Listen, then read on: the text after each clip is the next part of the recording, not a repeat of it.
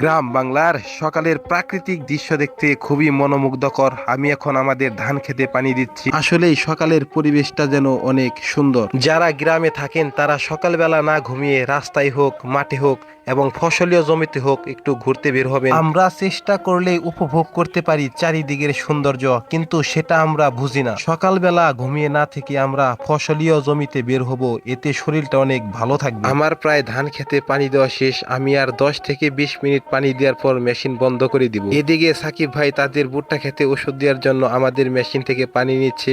তো সাকিব ভাইয়ের ভুট্টা খেতে এখন মাজরা পোকা লেগেছে। ঠিক মতো ওষুধ না দিলে পোকায় ভুট্টা গাছগুলো সুন্দর করে খেয়ে ফেলবে, একটা ভুট্টাও হবে না। এখন সাকিব ভাই মাথার উপর কলই দিয়ে তাদের ক্ষেতের উদ্দেশ্যে রওনা হলো যে ভুট্টা খেতে ওষুধ দিবে।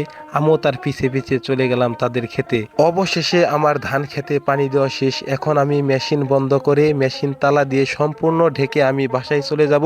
ধন্যবাদ, দেখা হবে নতুন কোনো ভিডিওতে। আসসালামু আলাইকুম।